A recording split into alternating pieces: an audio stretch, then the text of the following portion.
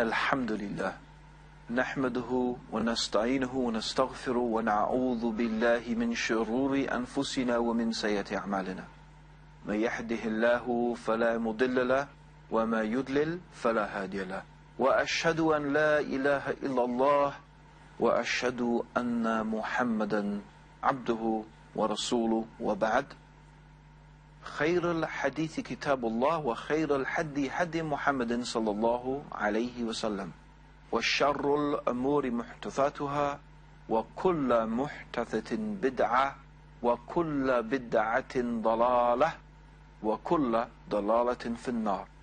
We would like to begin by praising Allah.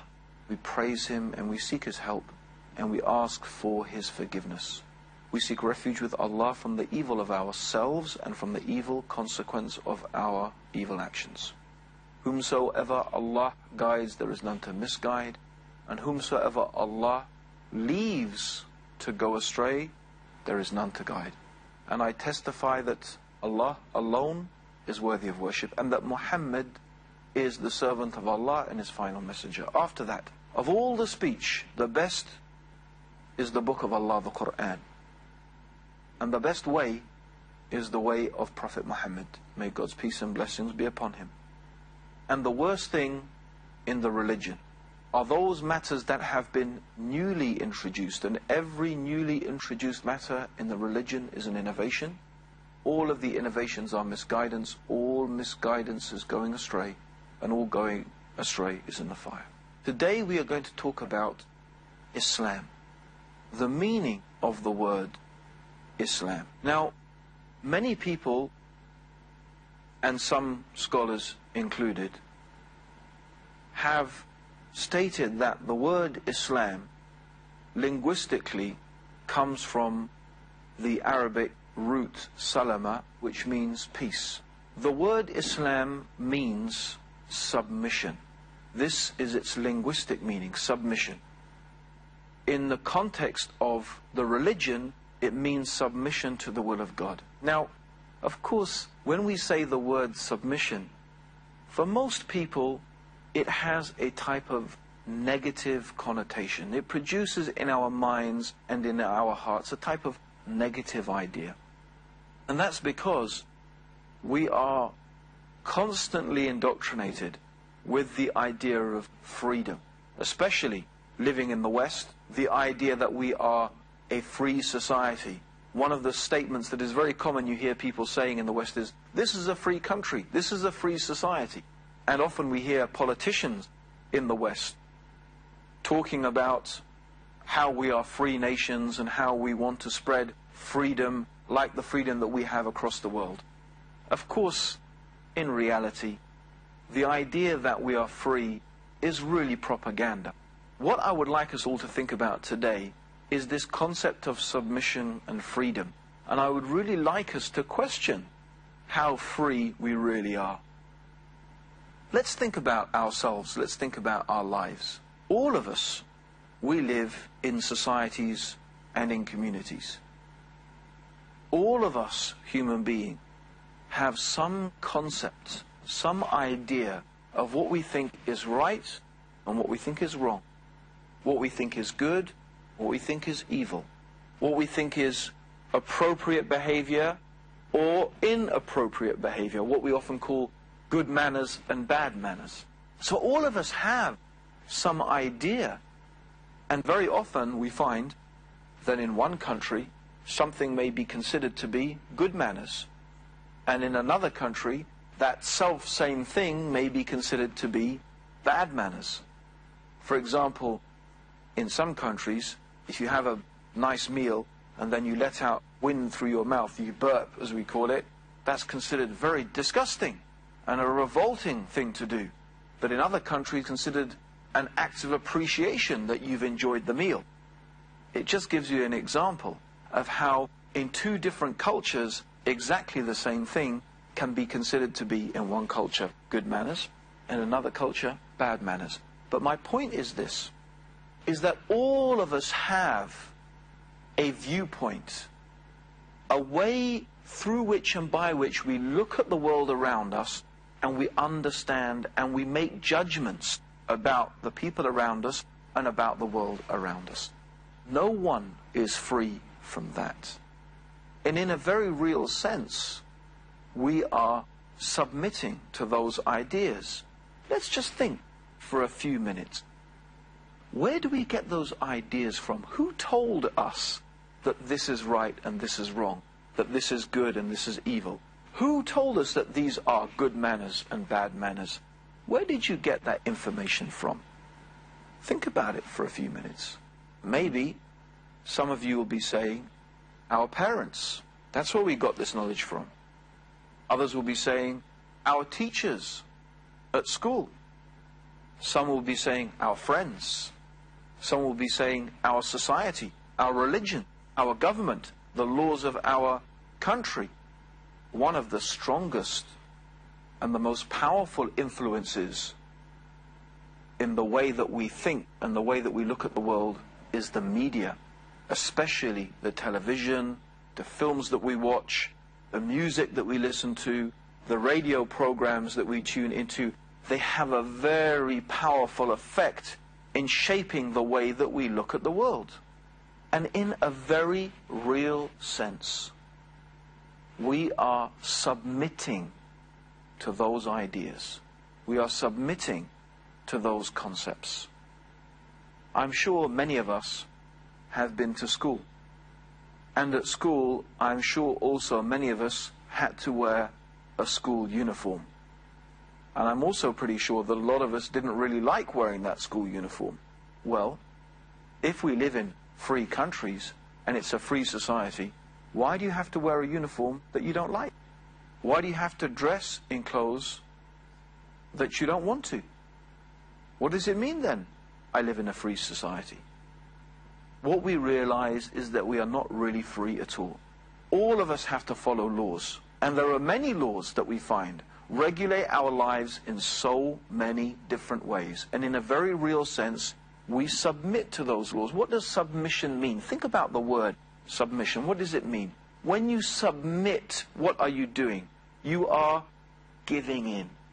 You are surrendering. In other words, when you submit, you do something that maybe you don't necessarily want to do, but you do it because you are told to, or because you know that it's good for you, or that you know that if you do this other thing, it's bad for you. Often we submit to an authority that we believe and that we understand is more intelligent and more well-informed than us. That's why we go to a doctor. If the doctor says to us, well, you know, you've got this problem and you're going to need an operation, and if you don't have an operation in the next 2 days, you'll die. Most of us don't think about studying the disease, finding out are there other cures, so on and so forth. We don't have the energy, we don't have the time, we don't have the knowledge foundations in order to do that. In other words, we trust the doctor and we do what the doctor says, even though sometimes the operation may be threatening our life, but we'll take that advice from the doctor. In that sense, in that very real sense, we are submitting. So our life is in fact full of submission.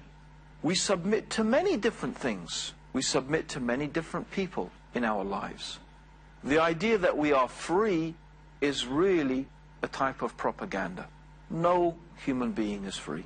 Everybody submits to someone or something. The question is, who do you submit to? What do you submit to? This is the real question. I'd like you to think about a scenario. It may seem these days a very strange scenario, but believe me, there was a time not very long ago when this scenario that I'd like you to imagine was very common. In fact, for most of human history, it was a norm that people would be sold into and subjected to slavery. Slavery in the sense where one human being was literally the owner of another human being. You could go to a marketplace in many different places in the world and you could buy a slave, like you could buy some clothes, like you could buy some food. You could go to the marketplace and you could buy a slave. Now I want you to imagine, try and imagine it, and try and visualize it. Try and imagine yourself there, at the slave market. But what I want you to really try and imagine is that you are one of the slaves. You are one of those people, those unfortunate people, that is going to be sold as a slave. Think about that. Imagine you're standing there in the marketplace. Maybe you're chained up, and people are looking at you. Someone out there is going to be thinking of buying you, of purchasing you, and then you will belong to that person, and that person will be able to do with you whatever they like. What sort of master would you like to have? What sort of master would you like to be a slave to? And then think about something else. I'm sure that deep in your heart you'll be hoping at this stage, you'll be praying that there's another type of master that you don't get. A cruel master, an unkind master, a hard master. Why don't we imagine something even worse than that? Imagine you're not bought by one master, but imagine you're bought by 5 or 6. In other words, 5 or 6 people get together and they say, well, we can't afford a slave by ourselves, but if we each put in some money, then together we can buy a slave. So imagine now, you are one human being owned by 5 or 6 different people. Imagine that. How would your life be? How do you think your life is going to be? Master A, master number 1 will say to you, do this. Master B will say, do that. Master C will say, do that. Master D will say, do this. Master E will say that. Every single master is telling you to do a different thing. How is your life going to be? Your life will be terrible. Your life will be a very distressing life, a very uncomfortable life. Yet I think that I have already described the life of most of you right now. Think about it. Your parents want you to do this thing. Your friends want you to do something else. Your wife, your husband, your boyfriend, your girlfriend, they want you to do something different. Your culture and your tradition tells you you should do something else. And you yourself, you don't feel like doing any of those things. You feel like doing something altogether different. That's exactly the situation. We are a slave to many masters. Which one shall we please? Who shall we obey? Each one is calling us in a different direction. What a terrible, miserable, unhappy life most of you are leading. Let's go back to Islam. Let's really now understand what Islam is all about. Islam is about being a slave to one master, submitting only to one criterion, to one idea and one concept of what is right and wrong and good and evil, what we should do and what we shouldn't do, what is appropriate behavior and what is inappropriate behavior. One master, one guidance, one way. So who is better? The one who submits to one master, who is merciful and kind and forgiving and knows what is good for us and would only guide us to what is good for us. This is the example of the one who submits to Allah, the all-wise, all-knowing, all-hearing, all-seeing, merciful, compassionate creator of the heavens and the earth, who has revealed his guidance in the Quran, and who sent his messenger Muhammad, may God's peace and blessings be upon him, to be a living example of how to follow that guidance from God. And that is why the Prophet Muhammad said that he was happy, he was proud to be called a slave of Allah. Because, believe me, all of us are slaves to someone or to something. It's just a question who you choose and what you choose to be a slave and a servant to. Therefore, Islam means submission to Allah, to be a servant to Allah, to be the slave of Allah. And so if you were to ask me, Abdur Raheem, what do you think is right and what do you think is wrong? What do you think is good and what do you think is evil? What do you think is the right way to behave and the wrong way to behave? What do you think are the good manners and the bad manners? I would tell you, this knowledge has been revealed by Allah. I believe what is right is that which Allah, God, the Creator, the all-wise and the all-knowing and the most merciful, He has said and He has taught and He has revealed that which is right. And what do I think is wrong? It's what God has said is wrong. And what's the right way to behave and the wrong way to behave? That is the criterion that has been revealed by God. And my life is a life that is peaceful, a life that is tranquil, a life that has clear direction. I'm not confused about who I have to please. I'm not confused about who I have to obey. I'm not confused about what I need to do in my life and what guidance I need to follow. Because for me as a Muslim, for me as someone, and the word Muslim means someone who follows Islam, makes Islam.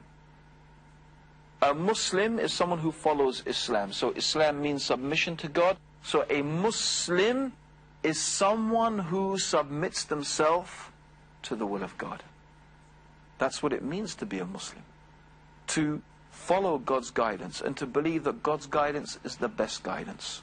And to believe that the guidance from the Creator is the one that will truly give us the real success in life. Yes, all of us are looking to be successful. All of us are looking to be happy. But the true happiness comes from living our life in a way that is pleasing to our Creator. Because God knows, our Creator knows, Allah knows what is best for us. Even if sometimes our desires don't accept it or don't like it, the wise person realizes and understands that the guidance, the perfect guidance and revelation from Allah is what is going to bring us peace and true tranquility into our life. So this is the concept of what Islam means. To go back to my beginning, to go back to the points that I was making in the beginning, just to remind ourselves that all of us are following some laws. All of us are following some rules. All of us have some limitations that dictate the way that we behave. It's really up to you to choose where you take that guidance from. Muslims believe that the best guidance is Allah's guidance. The best way is God's way. And how do we know? From where do we get the information from? That what is it that God wants from us? What is it that Allah wants from us? How do we know? And where do we get this information as to what is right and to what is wrong and to what is good and what is evil? From where do we get this knowledge and this information? We know that from the Quran. The Quran is the words of Allah. The Quran are the actual uncreated words of God that were revealed to Prophet Muhammad 1,400 years ago, over a period of 23 years, and that was collected together in one book soon after the death of Prophet Muhammad. This is the Quran that we have with us today. But the Quran is not the only guidance, because Allah in His mercy also gave the Prophet Muhammad the task to live the Quran. So the Quran is the words of Allah, but the Prophet Muhammad, he was a type of living example of how to follow that guidance from Allah, how to follow that revelation from the Creator of the heavens and the earth. And that's why his sunnah, or his way, is so important. Because the way of the Prophet really teaches us how to be a perfect, or as perfect as we can be in this life, to be a perfect human being.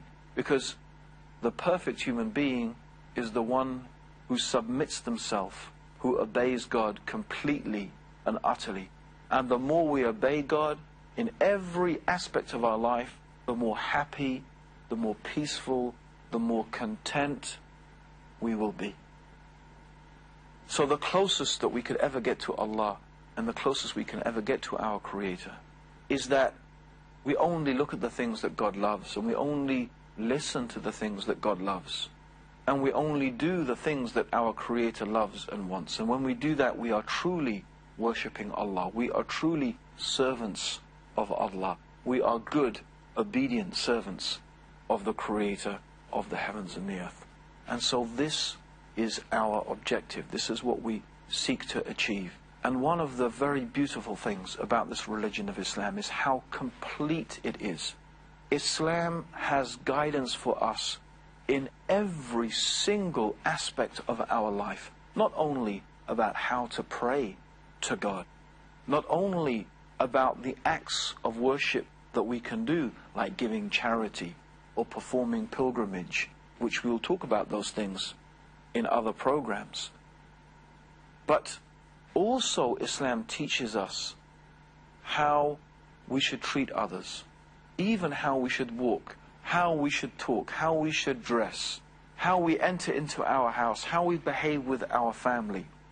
Islam teaches us the etiquettes, the manners. What are the good manners? What are the bad manners? Even down to, is it polite or not to burp when you finished eating your food? By the way, it's not polite according to what Islam teaches.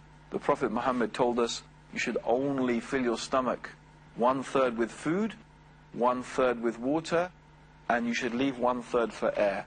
So you shouldn't fill yourself so much that you have to force the air out. That's not good manners. So this is something that Islam is so complete. It teaches us all of these things so that we can live our life completely in a way that God loves and God is pleased with, in complete submission to our Creator.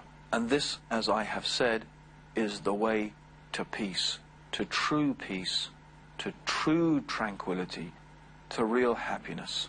And so therefore, it is true to say that Islam means peace. Islam means peace through submission to the will of Allah, by obeying our Creator, by being His obedient servants, by being His obedient slaves. We will acquire the true peace, which is not absence of war. Some people think that peace means there's no war. No, the true peace, the real peace, is the peace that is inside our own souls, our own hearts, our own minds. The peace and the tranquility that comes from surrendering and submitting ourselves to the will of our Creator, Allah. Allahumma salli ala Muhammadin wa ala alihi wa sahbihi wa sallam.